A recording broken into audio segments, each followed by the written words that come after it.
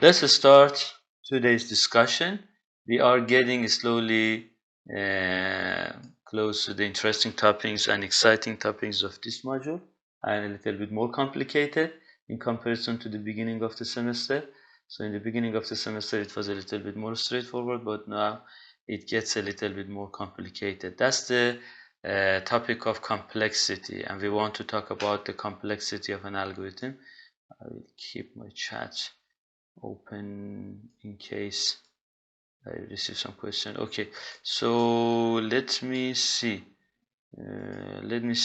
Okay, time complexity of Turing machine. By far, we have talked about different type of machines in theory of computations.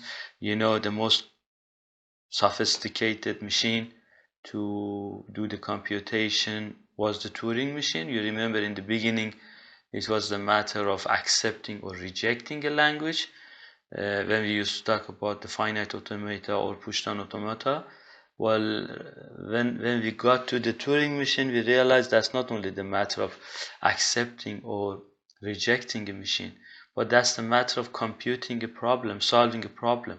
And that's the reason why Turing machine is kind of the base and fundamental for the computers of today we have and computer science, right? So now after discussing the Turing machine, after discussing how with Turing machine we can solve some computation problems, after talking about the decidability, reducibility, etc., that's the time to see how complex is solving a problem with the Turing machine. If you remember in the first session of this course we discussed about different topics. We said first of all we want to see if we are able to solve a problem, and then we want to see how complex is solving a problem using a machine or in general in computing. So now we are getting to that point. We want to see how easy or complex is solving a problem. Time complexity of Turing machine and set P. Okay, Turing machine decide the language L belongs to sigma star can be thought of as a solving decision problem. That's exactly what I said. A natural measure of the size of the problem instance is the length of the string. So we are talking about the size of the problem. Size of the problem will help us to get to the complexity, time complexity of that specific problem. And size of the problem is completely dependent on length of the input string. In the case of decision problem with other kinds of instances, we usually expect that an integer we might use to measure the size of the instance will be closely related to the length of a string that encodes that instance. Okay, so the first step in describing and categorizing the complexity of the computational problem is to define the time complexity. So when we talk about the complexity of a specific problem or something like that, we will see that's different things. The first thing is time complexity. How long time it takes time. How long it takes time to solve that problem. And the second thing in terms of complexity is the space complexity. We will discuss that later in this lecture. So that's something different. How much resources do we need to solve a specific problem? Okay. So, but for the moment, time complexity is one of the complexity criteria and things that we need to discuss for the Turing machine and computing in general. Suppose 2 is a Turing machine with alphabet sigma that eventually halts an input string. So imagine that specific machine halts, because you remember last week we discussed that if you have a machine that doesn't halt, that means that machine cannot accept that specific language, or that machine cannot solve that specific problem. So we suppose that machine halts somewhere in here. The time complexity of t is the function of n to n, where Tn is defined by considering for every input of length sigma star the number of moves. See, the time, you remember in the Turing machine, very similar to other machine, we had a tape, we had some symbols on the tape, and then we used to start reading the symbols one by one on the tape, moving to right, and also you saw in Turing machine we can move to the left, and then at some stage we will halt and say, okay, we'll accept or reject that. So the time complexity of Turing machine is exactly the number of moves you need to make on that string before halting, and letting be the maximum of those numbers. What does it mean, the maximum of those numbers? You in a language or in a problem you are trying to deal with using a Turing machine, you might have some easier cases and you might have some more complex cases. Okay, so to calculate the time complexity of a Turing machine, you need to consider the most complex cases to find the maximum number of moves you need to do before halting, and then that will give you the complexity. You don't judge the complexity of machine using the easy problem in that for that machine. You need to consider the maximum number of moves to say what is the complexity of that machine. Like I said, that's most important, and like I said, we need to consider the maximum number of moves. The number of moves will get us some information about the complexity, time complexity of the Turing machine, and the number of moves would be actually a good criteria for that. So what is the next slide? Okay, so if you remember, that was the way we used to show a Turing machine. We had a head, the input string on the head, we had some blank also. Machine is a specific state and the head of machine is on a specific character symbol on the tape. We can show the state diagram of the Turing machine in this way too. Actually, we can have a transition diagram, could be like this. It could be we are in state P, we will receive input symbol X, we will substitute it with Y, we will do a little bit of some sort of the change. We can move to right, left, etc., and we will go to state Q. So P is from state, Q to state is what we will read on the input string on the head. X is replaced by Y, and the reader head moves in direction D. So we can show a Turing machine using this state diagram too. Okay, so that would be a situation. P, Q, A is being read on the input. We are going to read the A on the input, and we will substitute it with A exactly, and we are moving right. The thing that you can see in here, they are actually just, since that's a cut from a complete diagram, we can see these things, but in general that's only circle, and circles are state, as you know, input symbol on the tape, the thing that should be substituted, and we are moving left and right. So this way we can show the state diagram of a Turing machine. Okay, so consider an example. We have a language like this. We want to see this. There is a Turing machine that accepts this language. We don't have any discussion about if there is a specific Turing machine that can accept or reject it, this guy. We are not going to talk about that. We suppose there is a Turing machine that accepting this language, and this language is an interesting language. As you can see, everything is repeated. X is something, and then exactly that something is repeated. See, that something is repeated. Whatever you have in the first part, you will have it in the second part.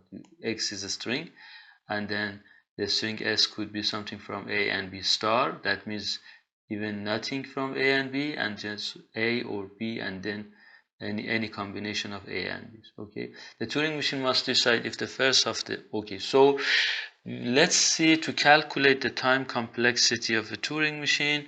In here, let's see what different process should happen in here. So the Turing machine must decide if the first of the string is repeated in the second half. A Turing machine can do this in a way similar to human looking at the string on a page and using their two index finger to work their way across the string to check if the first part of the string is accepted. We have a specific string, and then it is repeated, so we can put our finger, index finger, on a specific part and check to see if it goes on the same way. Since a Turing machine only has one reader head, okay, it must move it back and forth. I mean, it needs to start in here, go to somewhere, finish to the end, and back to check if I have A in here, then I have the same A in here. If I have B in here, then the same B would happen there, and so on. So to do that, since we have only one head, We have only one tape in here, so we should go a lot of back and forth to be able to check the logic of that specific language. And as you will see, it will add a lot in our complexity. It will add a lot in complexity of the machine. Okay, the Turing machine accepting language L. The example Turing machine we will see has some minor difference to the Turing machine we have seen so far. We are going to add some more criteria. First of all, this Turing machine needs to reach an acceptance state. If you remember, in finite automata and push-down automata, we had the final state. Or for Turing machine, we said we don't have any final state to accept or reject the string. But here now we say this Turing machine needs to reach an acceptance state, HA, to accept the string, which is kind of the final state. It is similar to the Turing machines we saw previously in that if it has no more transition available to it, then it rejects. If you are in a specific state, and if you receive some specific character and there is no transition for that specific character, that means the machine will halt there without finishing the whole string. So that's the way we say machine rejected. Also, it starts with the header pointed at empty or blank. It is also non-deterministic. There is at least one configuration in a Turing machine run where we can choose between two transitions to apply. You know the meaning of non-deterministic. If it was deterministic, at each specific states, when you receive a specific character symbol on the tape, you would have only one choice to do something. But in non-deterministic, we can have multiple choices. That's the case. So the Turing machine that we want to discuss now has a little bit differences. The first one is there is acceptance states, like the final state, and if there is no transition available, machine rejects the string. It can start from the blank, and also it is kind of non-deterministic, right? Okay, so Turing machine accepting languages. Okay, so what are the process, how this machine accept this language? Like I said, this language is a language that you have a string and that string is repeated. So the first step is the Turing machine works by firstly checking that there is an even number of letters in the string. Why? Because if there is a string and that string is going to be repeated, so the number of symbols in that the whole string would be even. No matter even if x by itself is odd or even, if it is repeated, the answer would be even. So the first step would be to check if the number of letters in the string are even. Why we are doing that in the beginning? Why we are not trying in the beginning to check if exactly x is repeated? Why we are not trying to solve the problem in the first stage? And instead, why we are trying to check if the number of symbols in the string is even? Because that's easier. This way we can reject lots of rejection in the beginning without going through lots of computations. So this way, if there is the number of input characters are odd, we can reject it and we don't need to check to see if anything is here in here is repeated in here, okay, in the rest of the story. So the first step then, what we do in the first step, we try to see if the number of characters, letters are even or odd. This is a quick way to eliminate a string with odd numbers as they cannot be in front of XX. It does is by repeatedly changing both the first and final.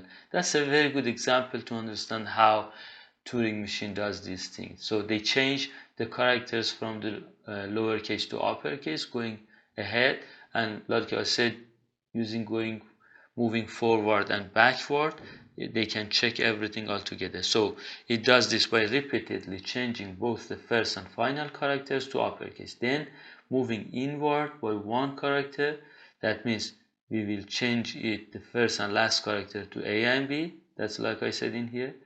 Small a would be capital A, small b would be capital B. Then we will go in, we will change this B to capital, change the B before the N to capital again back in here, change B to capital, change A to capital. Okay, so that would be the first thing. The first thing is we try to change everything to uppercase. If it meets a single character in the middle of a string, it halts and there are no more moves available to it, rejecting it. So that's the way actually it tries to detect if the number of characters in this or number of symbols in the string are even. So they start to move them, change them from lowercase to uppercase until they see the situation where there is only one single character to move it to capital, not a double character. And that's the way they say, okay, the number of characters is odd. As it works back to the start of the string, it converts the first half back to the lowercase. And then after doing that, it will back to the beginning and change the initial part to the lowercase. So let's see what happens. That's the state diagram of this machine. And in the like maybe 10-20 next slides, we will analyze it to see how this machine accepts the language or not. So imagine the string we are talking about is AB, AB. And like we said, in Turing machine, we have blanks before the string and after the string. Why? Because the length of the tape is infinite. It's not finite in comparison to push-down automata and finite automata, right? And like we said, we start from the blank. Okay, so we start from the blank. We are in Q0. Let's see what happens. We are in Q0. We receive a blank. We will substitute a blank and move right, go to Q1. Okay, so when we are in Q1, what happens there? Since we have moved right, what we have in here, we have A. We are in A. We are in state Q1. When we are in Q1, we receive A, we change it to capital A, move right. So this A would be capital A and we will be in here on B. Okay, so let's see what happens. I think we will have it on different slides, right? So after changing that, like I said, after reading the blank, we will substitute the blank here again and then we will go to Q1. So we are in Q1, head of machine is in here on A and we are in state Q1. If we are in Q1 and we receive one A, what will happen? We will substitute it with A and move right. Let's see what happens. Substitute it with A, machine will go right, so we will be on B and we have moved from state Q1 to Q2. Okay, we are in Q2, we see B. What happens? We are in Q2, we receive B. That means we will stay on Q2, move right and don't change B. So what would be the next stage? So we didn't change B, we didn't state Q2, but we moved right. If that's B, we will keep B, substitute it with small b, we will move right, state in Q2. Again, we see one A, we are in Q2. Let's see what happens. If we see A in Q2, keep it as A, move right, state in Q2. So then it would be like that. We are staying in Q2, moving to right. So we are looking at B and we are in here. Again, I see one B. If that's B, I will keep it as B, stay in Q2, move right. So I will stay in Q2, keep it as B and move right, which is a blank. Now we are in Q2, we receive a blank, right? So we should change it, sorry, that's a blank. We should keep it as blank and move left and go to Q3. So that would be the case. Keep it as blank, move left and change it to Q3. We are in Q3, we receive 1B. If we receive 1B, that means I will change it to capital B, move left and go to Q4. So I should change it to capital B, move left, change it to Q4. That would be the case. That would be capital B, move left, and Q4. I'm in Q4, I receive A. I'm in Q4, I receive A. I state in the Q4, change A with A and move left. So it should be A again. I should come in here and this guy should stay Q4. That's the case. So I'm in Q4, I'm seeing B. If I'm in Q4, I see B, I will keep it as B, move left. So I should come to capital A and the rest of the things should be unchanged. That's the case. Again, I'm in Q4, I receive capital E. If I'm in Q4, I receive capital B, capital A, I should move this way. I should change it with A, move right and come to Q1. Okay, so as you can see from in here, I started from Q0, and from Q1 I did a little move until here. I got to the end of the, in here where is I got to the end of the string. I changed it to capital, went to Q4, and using that I tried to come back until I get to a capital letter, and then from here I will repeat the whole process. So I am again in capital A, I am in state Q4, so I will go to Q1, keep it capital A and move right, so I'm in B. Now again I should continue to change this B and this A to capital. In the first run I changed this small a to capital A, this small b to capital B. Now that's the time I should completely repeat the whole process. I'm in Q1, I see a small b, so I change it to capital B, move right, go to Q2. So I will be in Q2, capital B, move right. I'm in Q2, I receive 1A. I'm in Q2, I receive 1A. Why? I don't change it because I want to move until I get to the end of the string, and then I change it. When you see it as a human, you would say, okay, after B, after this A, I have a capital B. So that's the time to change this guy. But machine doesn't know if that's a capital or a small. Machine just needs to follow the logic, go to the end, and then try to back and change it to capital. So I'm in A, I'm in Q2, I receive A. I'm Q2, I receive A, I will keep it A, move right. I will see Q2 capital B. I'm in Q2 and a capital B. I will keep it capital B, move left. It says, okay, I will see the first final capital letter in the machine, which is B. If that's the case, please keep it B, move left, and go to Q3. I will go to Q3, keep it B, move left to A. I'm in Q3. That's the time I need to change the character. See, here I change small character to capital character, and also here is the place I change the small character to capital character, right? That's the whole case. So here now then I will change small a to capital A, moving left and going to Q4. So that would be capital B, capital A, moving left, and Q4. In Q4, if I see small character, I need to continue going left to get to the first capital character. In this case, we don't have any small character. So then immediately we will go in here to Q1, keep it as it is, and moving right. So that would be then here. I'm in Q1. I will see A, and so now I'm in Q1, I will see capital A. See, I will be in Q1, I will see capital. So I don't go anymore in this direction. From Q1, I have different options. I have this option, and this option. By far, we used to follow Q1 to Q2 this direction because we wanted to scroll the whole string until we finish all the small characters. We change the small characters to capital characters, right? But now what will happen is we don't have any small characters. So somehow we have changed every lowercase to upper cases, so that the first part actually somehow has finished. So the next part is actually to change the beginning part of the string, the first half of the string, to small characters. So we should follow this direction. If I see A, and I will move it A and move it to left. So I will keep it A, move to left, change it to Q5. So I will be in Q5, I will be in B. In Q5, if I see B, I will change it to a small b. The first thing is because I want to actually get to the first half, because before that I was in the second half. Okay, because whenever I come back in here, I'm on second half.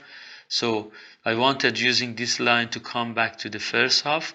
So I back to the first half. I'm Q5, I receive B, I change it to lowercase b and move left. So it would be small b, and I'm on A, I stay in Q. I will continue until I change everything. I will continue that until I change everything to small. Okay, so what is the case? So that would be A. So that would be A, B, A, B. And still I'm Q5, I see blank. When I see a blank, so that's the time I should substitute with the blank, moving right, and put Q6, go to Q6. Okay, I'm Q6, I see A. In here, I'm in Q6, I receive A. See, that's interesting in here now. I will move it to capital A, moving right. I will put it to capital A, moving right in Q8. In Q8, I receive small b. I will change it with b moving right and stay in Q8. And then I will receive in Q8, I receive capital A. Using the capital A, I should push a blank and move left and go to Q9. So I got rid actually the first A. So that's the second part of the story. I'm trying to check if the first part is equal to the second part. So I changed capital E to blank, capital A to blank, and move left on B. I'm Q9. In Q9, if I receive small b, I will keep it move left. Okay, see, I have deleted this A in here. So let's see what happened. I'm in Q9. Now I receive this capital A. I will keep it capital A, moving right, going to Q6. See, I'm in B again, going this way. The first time I got rid of the A I had in here. So let's see what happens now. I will put B with capital B, moving to right. Okay, and then I'm in Q7, I receive a blank. I will put a blank in here and moving right. Okay, I'm in Q7, I receive a capital B. Using capital B, I will move a blank and moving left. So I got rid the second part. See, the first part and second part. So I'm in Q9. Let me get rid of this guy. Yeah, I am in Q9. I see a blank. What happens? I will keep as blank and moving left. I will go on B. Still on Q9. I receive a B. I will back to Q6 and moving right. And then in Q6, what happens? I receive a blank. Using the blank, what happens? I will go in here. I will change it to blank and go to halt. So the machine is halted. Okay. So what happens? See, the machine is halted. So that's the way actually this machine worked in the Turing machine using the state diagram. So we accepted this machine. We checked if we have an A in here, we checked we have one A in here. We checked if we have a B in here, we have a B in here, and put instead of them the blank. So that's really interesting analysis. So as you can see, different states. Let's see how many state changes has happened in here until we got to this part. So 1 2 3 4 5 6 7 8 9 10 11 12 13 17 18 19 20 21 22 23 24 5 6 7 8 9 30. In 30 different transition in 30 different moves, actually we got to the point we halted. There's a state in here which is halted. That's very similar to the state final state already we had, remember? So that's the whole story. So let's look at this example. That's ABA. We want to see this one is not this is not a string from this language, right? Because that's not even, that's odd, the number of ABA, right? So just we want to, it should be rejected. Let's see how it happens, how it is rejected. So I'm in blank, I'm Q0, I receive a blank, I will change it to blank, moving right. So I'm in Q1, change, and I'm on A. When I'm on A, I will change it to capital A, moving right, going to Q2. Okay, I see a B in Q2, I will keep it B, moving right. I see an A in here, I will keep it A and move right. I will go to the blank. I'm in Q2, I receive a blank, change it with blank and move left. I go to Q3. I'm in Q3, I receive a small b, I will change it to capital E, moving left. Okay, and then I'm Q4. In Q4, I see a small b, I change it to small b and move left. Go to Q4 again. And in Q4, I see capital A, keep it as capital A, moving right. Right, so I'm in Q1, I receive small b now. small b, I will change it to capital B. I am moving to Q2. So I see a capital A, I am in Q2. I see a capital A, I am in Q2. I will keep it as capital A, moving left. So now I am in Q3 and I receive a capital B. As you can see here, there is no transition in here. Do you remember I said when there is no transition, that means actually the machine will halt.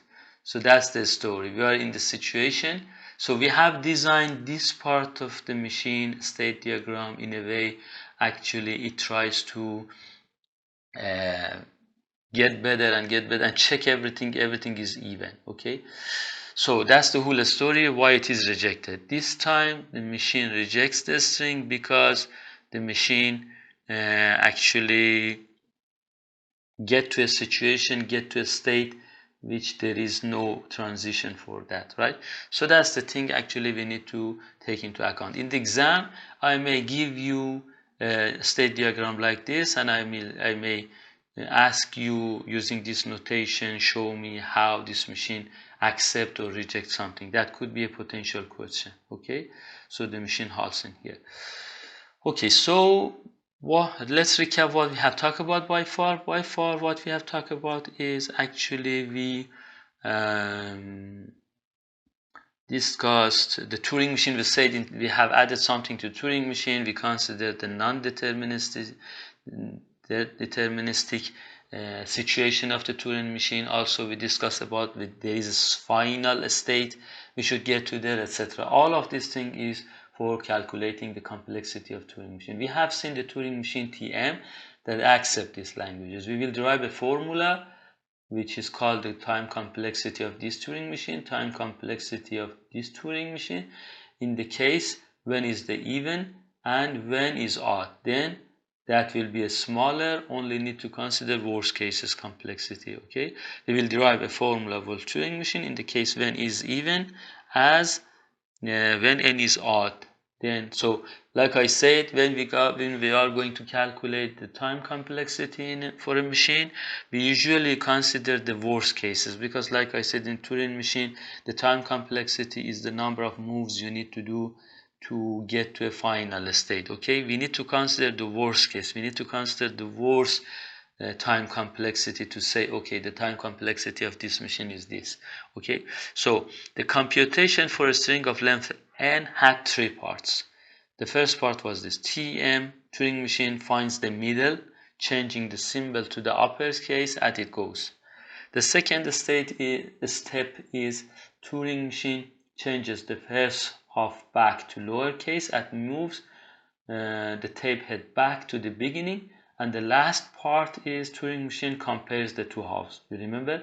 The first part was for finding the middle. It was for finding if it is even the number of symbols or odd. And then the second part was actually changing everything to lowercase. And the third part is comparing the first part to the second half.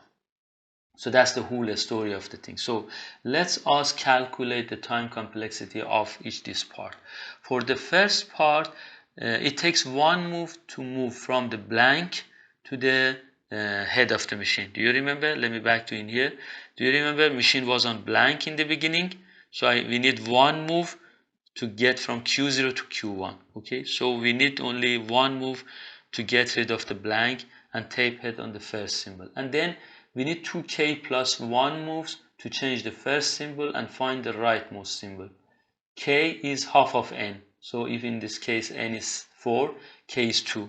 K is the length of x by itself. Okay, so we need to do 2k plus 1 moves to change the first and last character to uppercase. Why plus 1? Because at the end actually you need to move to the blank at the end.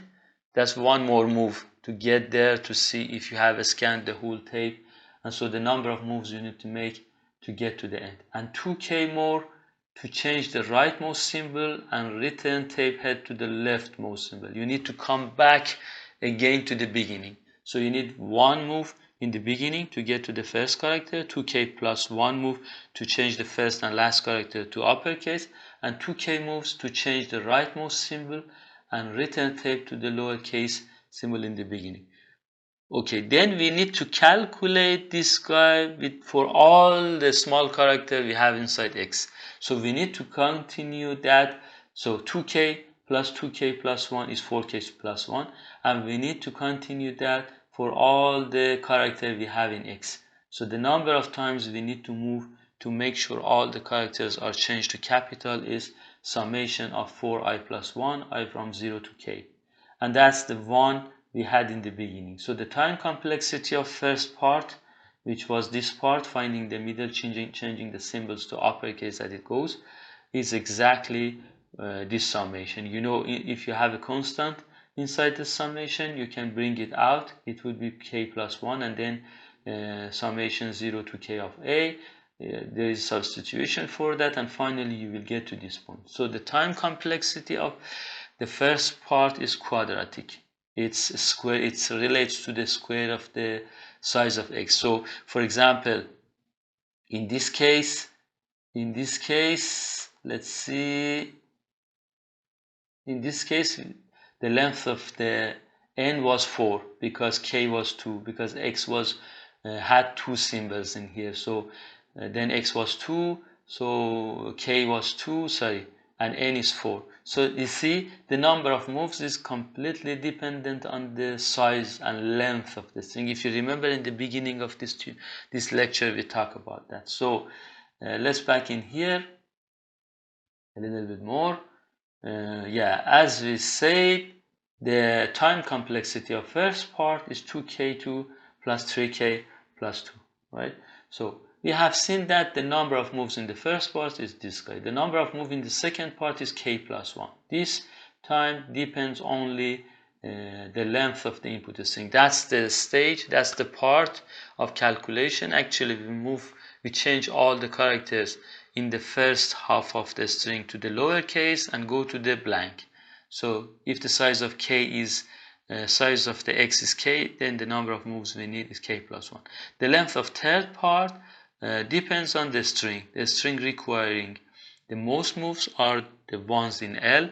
The last part of the computation for a string in L involves one pass for each of the k symbol in the first half, and each pass contains k moves to the right, k to the left, and one more to the right. So that's the whole story, to check if the first half of the whole string xx is equal to the second half of that. So if you go through that and analyze it yourself, you'll see the maximum number of the moves we need to check the third part is 2k2 plus 2, 2k squared plus k. Okay, so if we sum all these number of moves together, we will get to the point which is 4k2 plus 5k plus 4, which is, and you know, that's for 2k, and that's n. If you substitute k with n, it would be n2, 5n over 2 plus 4. So that's the time complexity of the Turing machine actually that accept this language. The take-home message about what we have just seen is that the complexity of Turing machine language L is quadratic. As you can see, the time complexity of this machine is n squared. And you know, we can get rid of this guy and this guy, because why? That's the theorem of large numbers.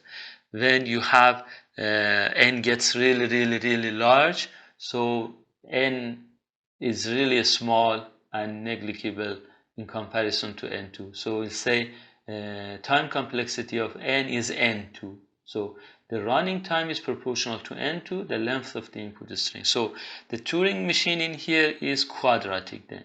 Okay.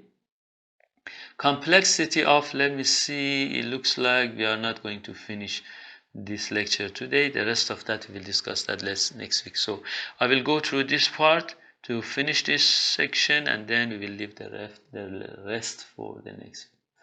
For each symbol of input string, there are one or two moves that change the symbol to the opposite case, and one move that compare it to another symbol. The formula is quadratic because of the other moves, see, which involve repeated back and forth. That means when we want to check if the string, if the language XX, if the string XX belongs to that language, and if that language is accepted by Turing machine, we have some sort of the must must to do stuffs, and there are some redundant stuffs that we need to do. So this part is the must part.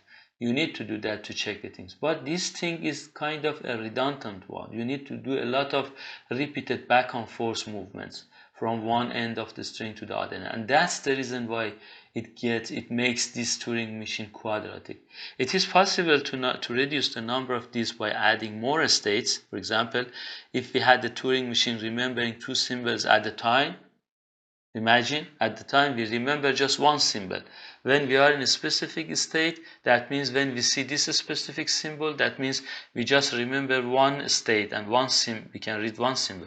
If we could remember two symbols at a time, or we could read two symbols at the time, we could come close to halving the number of back and forth phases. What does it mean? It means if I want to check a string A, let's say ABA and then ABA. So imagine I have two tapes. Imagine I will read from the first tape and write it to the second tape. You remember Turing machine can write also, right? So you read from the first tape, you could write the first part as long as you read along the way on the second tape. And then when you get to the second part, second half of the string on the first tape, you can start comparing. So this way you will get rid of a lot of back and forth. So like I said, we could come close to halving the number of back and forth passes, and going from 2 to a large number would improve the performance even more. So if you add the number of tapes instead of 2 to 3 or even 4 and so on, so you can decrease the complexity. So the time complexity of this Turing machine is quadratic, but like we said, we can reduce the time complexity of machine by adding a little bit more resources in here. Techniques like this can in fact be used to reduce the time complexity of an arbitrary Turing machine by a large constant factor as we wish. However, the back and forth movement in this example can't be eliminated completely, and it is possible to show that every Turing machine accepting this language had time complexity that is at least quadratic. It says it makes it faster, reduces the time complexity, but it says it is possible because there are some sort of back and forth movement we cannot get rid of at the end of the day, and because of that, at least it is quadratic. So you make the problem a little bit easier, but it doesn't mean you can get rid of the quadratic calculation in here, right? So if we have determined that problem, or language requiring only quadratic time should be considered relatively easy, and those that require exponential time or more should be considered very hard. So it tries to say, in terms of complexity, some machines, some problems, their complexity is quadratic. It is O(n) squared. But there are some other machines and problems, their complexity is exponential. They are much harder than the quadratic times. You will see that later. One reasonable criteria that can be used to distinguish the tractable problem from intractable ones is whether or not reasonable size instances can be decided in a reasonable amount of the time. Okay, a common definition of tractable problem is a problem with polynomial time solution. It says some problems, let's say not machines, some problems are tractable, the others are intractable. So what is the criteria? What is the boundary? What's the border? If we can say, okay, the problems in the left side of the border or inside this border, inside this circle, for example, they are tractable, the others are intractable. That criteria is polynomial time solution. So the problem which their solution is kind of the polynomial in terms of time complexity, we would say those problems are tractable. In particular, the problem of deciding a language L may be considered tractable if L can be accepted by Turing machine for which the time complexity is polynomial. Don't worry if it is k, it is not 2. If it is 4, 5, 6, it is still okay. It is still called polynomial because that's the definition of polynomial. It's not exponential or something like that. So one reason this criterion is convenient is that the class of tractable problem seems to be invariant among various models of computation. This is obviously a difference between the length of computation on a Turing machine and the length of corresponding computation on another model, whether it is a multi-tape TM or electronic computer, but the difference is likely to be no more than a polynomial factor. So that's really important part we need to take into account.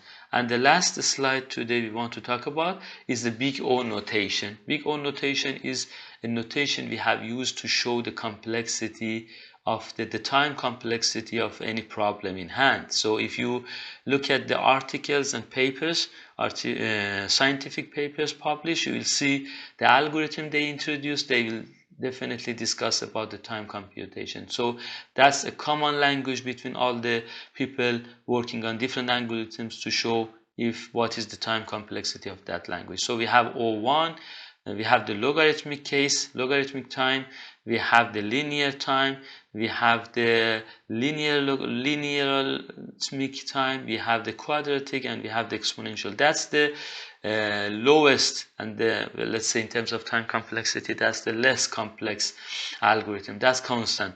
It looks like printing a sentence, printing something in, for example, Python. That's all the time it takes is fixed. Logarithmic occurs when a big problem is solved by transferring it to a smaller size by some constant fraction. It is reasonable and solvable when we talk about that. That's still less complex and a little bit more complex than the constant, but it is okay. Big O of n, it is linear, like the linear search, like searching inside an array to find something. That's a linear search. Like a single loop. Inside the single loop, you repeat something n times. So the time complexity is O(n). It is linear. This guy occurs when the problem is broken into smaller sub-problems, solving them independently and combining the solution. So the linear time, it is still reasonable and okay and acceptable. It is still falls in the category of tractable problems, okay? And then the quadratic time, like we discussed for the Turing machine, we saw it is when the algorithm processes all pairs of the elements. So it could be real example in the programming world would be a nested loop. If you have a loop of two loops, you have I and j, you are trying to work on a matrix, for example. So the time complexity is n squared in here. So all the guys in this part, they are tractable, they are solvable. But we have the exponential one, which is really crazy. So this problem sometimes could be really hard to solve, and no one can guarantee they are solvable at all. So that's really the section, the category of the problem which are really complicated. Could be one of the cases could be breaking cryptography. You know, so if you have a crypto of 4 numbers, so what could be the case? You need, that's exponential. In each specific location, you need to say if it could be from 0 to 9, and then the second location 0 to 9, the third location 0 to 9, fourth location 0 to 9, and you see they are exponentially, they are like a tree. If the first one is 0, the second one is 0, the third one is 0, fourth one is 0, that would be 0, 0, 0.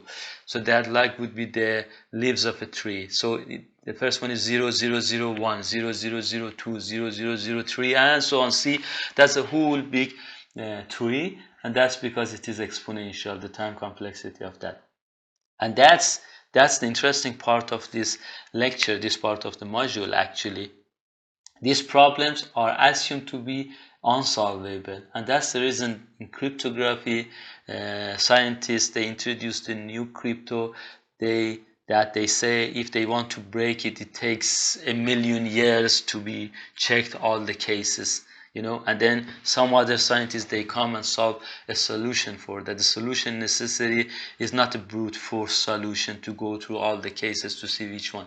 If you have a crypto of 3 digits, you may say, okay, I will check all the cases myself one by one. I will put this one to 0, 0, 0, then 0, 0, 1, 0, 0, 2. I'll check 1,000 different cases, and I don't know how long it takes time, but anyway, inside the bag there are very interesting and valuable stuff, so I will spend time to do that. But in the real cases, cryptographic cases in the world, it's not the case. You can say, okay, I'll check everything. No, it is exponential unless you solve that complex problem, exponential problem.